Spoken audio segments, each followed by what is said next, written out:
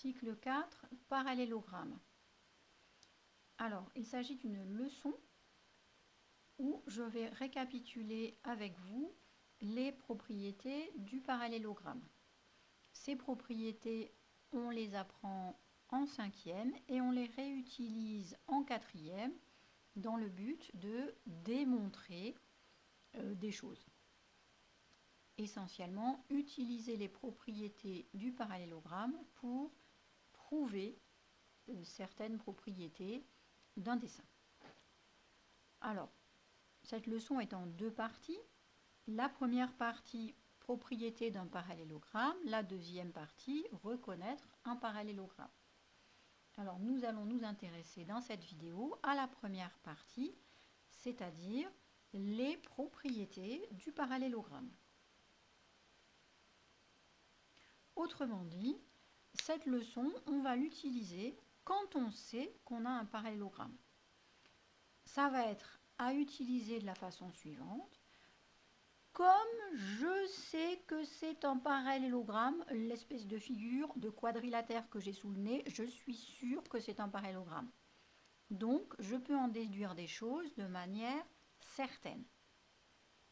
D'accord? Et par rapport aux propriétés que nous avons vues jusque-là, nous avons donc un léger changement, puisque ce n'est pas si alors, mais comme alors. C'est comme ça là que je l'utiliserai. Comme parce que là je serai sûre de moi, j'aurai vérifié mes hypothèses, alors je pourrai déduire de manière certaine autre chose. Alors les propriétés du parallélogramme sont les suivantes. Première propriété que j'ai nommée P1. Dans un parallélogramme, les côtés opposés sont parallèles. Cette propriété est à comprendre de la façon suivante. Si un quadrilatère est un parallélogramme, alors les côtés opposés sont parallèles. Cette propriété, évidemment, est à connaître. Alors, j'ai dessiné un parallélogramme, je vais le nommer. Histoire d'avoir beaucoup d'imagination, je vais l'appeler ABCD. Voilà, donc dans ce parallélogramme ABCD, je sais que c'est un parallélogramme, alors je sais que les côtés opposés sont parallèles. À côté, je vais vous écrire comment on s'en sert de cette propriété par rapport à ce dessin. Donc je vais commencer par écrire comme, petit problème de stylo, comme ABCD est un parallélogramme,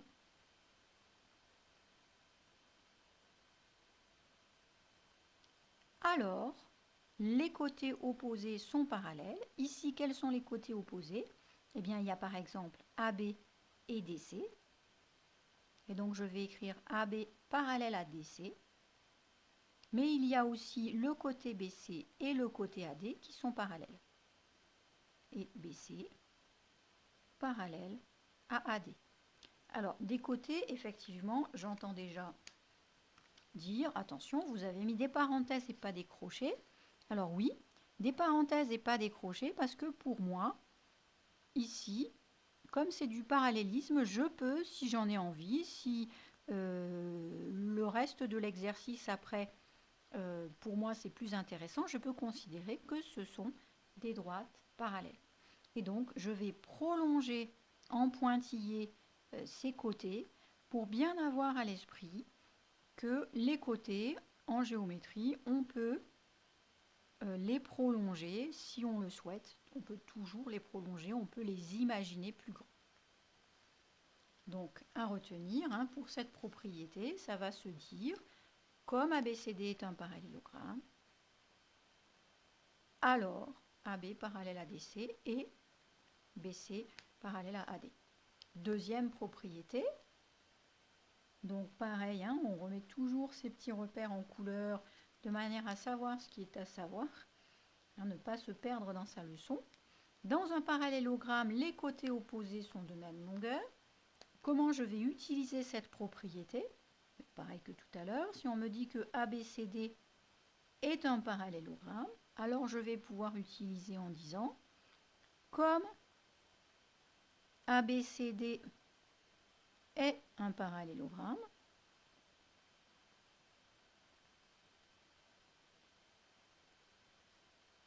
Alors, quels sont les côtés opposés de même longueur? Eh bien, AB et DC vont avoir la même longueur.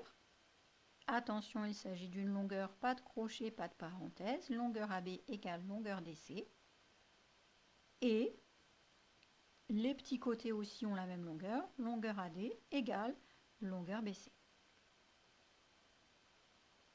Par contre, quand je vais coder, je ne mets pas le même codage, puisque la longueur AD et la longueur AB n'ont aucune raison d'être égales.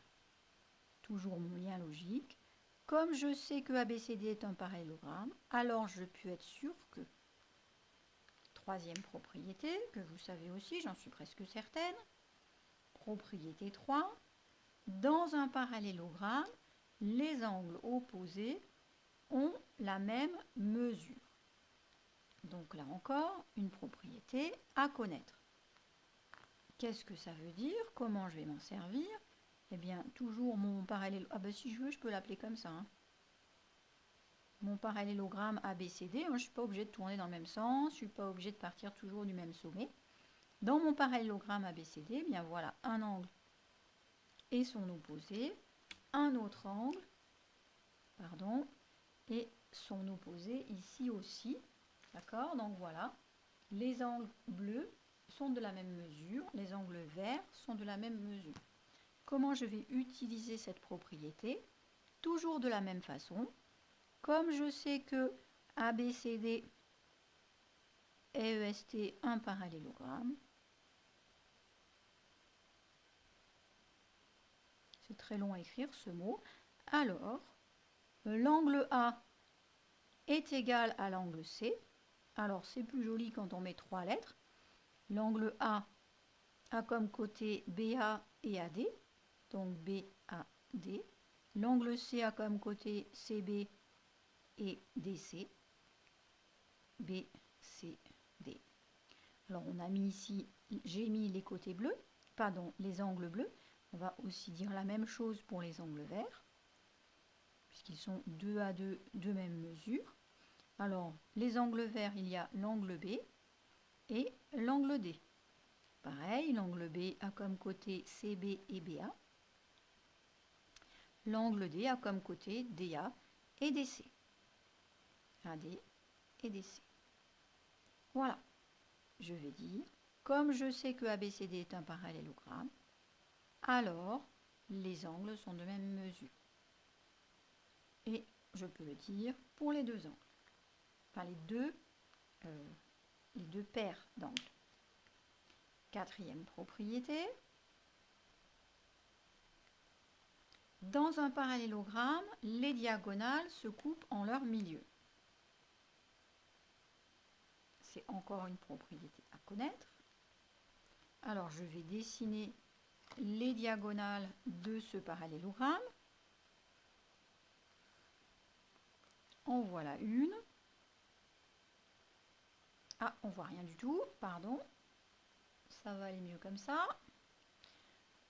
Et voilà la deuxième diagonale. Alors, dire que les diagonales se coupent en leur milieu, on est bien d'accord, ça ne veut pas dire qu'elles ont la même longueur. Hein, si on regarde ici et là, cette longueur ici est bien plus grande que celle-là. Les diagonales n'ont pas la même longueur. Tiens, je vais mettre le point A ici, comme ça il aura fait tout le tour du truc. Alors, je vais tourner dans le sens là aussi pour changer. A, B, C, D, voilà. Ici, je vais l'appeler O, par exemple, le milieu. Eh bien, de D à O, il y a la même longueur que de O à B, mais pas la même que de C à O et de O à A. D'accord?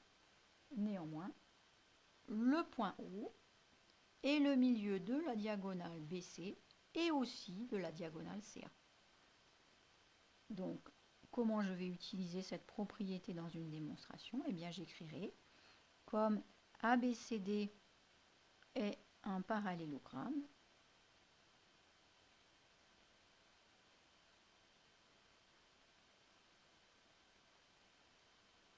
alors O est le milieu des diagonales AC et BD. Et pour le coup, là, je fais bien attention à ne pas mettre des crochets. Une droite n'a pas de milieu, hein, puisqu'elle est infinie. Seul le segment a un milieu. Donc là, je fais bien attention à ce que j'écris. Et dernière propriété à connaître pour les parallélogrammes, la propriété 5. Dans un parallélogramme, il y a un centre de symétrie. Ce centre de symétrie, c'est le point d'intersection des diagonales. Autrement dit, si je sais que j'ai un parallélogramme, alors je suis sûre et certaine qu'il y a un centre de symétrie. Et donc je vais pouvoir écrire en utilisant le dessin de la propriété P4, comme ABCD est un parallélogramme,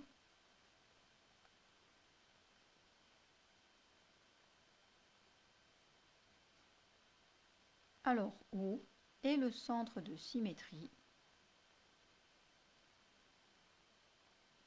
On n'y voit pas bien, je pousse un peu.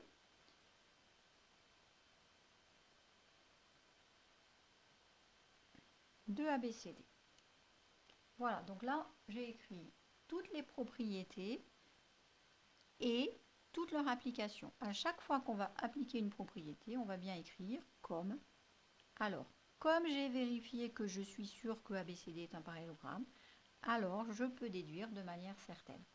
Donc on est bien d'accord, ces propriétés sont à utiliser quand on sait que ABCD est un parallélogramme. Notre condition d'application de toutes ces propriétés-là, c'est ABCD est un parallélogramme. Voilà, j'espère que c'est compris. Vous avez maintenant une deuxième vidéo pour parler des autres propriétés du parallélogramme.